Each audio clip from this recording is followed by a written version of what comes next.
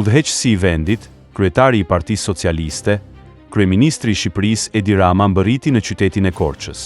Nuk ka vështirësi dhe fatkeqësi që e ndal udhëheqësin e lavdishëm për të qenë pranë popullit socialist të Korçës, pranë qytetit ku u themelua Partia Komuniste e Shqipërisë, pranë veteranëve dhe bijve të tyre që me luftë dhe vetmohim drejtojnë qytetin dhe e kanë ngritur lart frymën revolucionare. Bijve të popullit që janë përballur me bllokada dhe vështirësi në luftë me armiqtë e brendshëm dhe të jashtëm, por që gjithmonë kanë dalë fitimtar. Sot, populli i Korçës gëzon dhe është plot shpresë, i sigurt se shteti dhe partia nuk do e lënë kurrë vetëm. Natyra mund të bëhet armiku i juglindjes, por partia është më e fortë se natyra.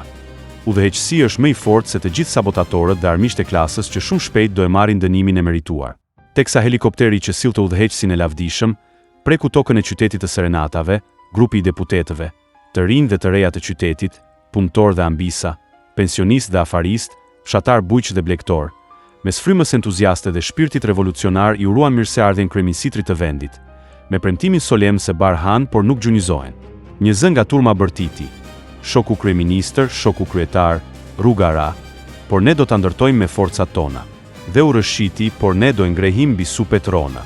Asfalti u ça, por ne do ta shtrojmë sërish. Rruga u mbyll, por ne do e hapim sërish.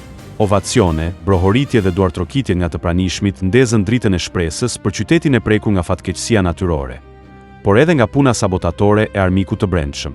Kryeministri i prekur nga kjo pritje e zjarrt, takonte një nga një të pranishmit dhe u bënte thirrjen të jenë edhe më të bashkuar rreth tij dhe partisë dhe i siguronte se delen që do të ndahej prej tyre, do e haj ujku. Kryeministri më pas ju drejtua polit të dijes, vatrës akademike, kraterit të kërkimit dhe punës shkencore.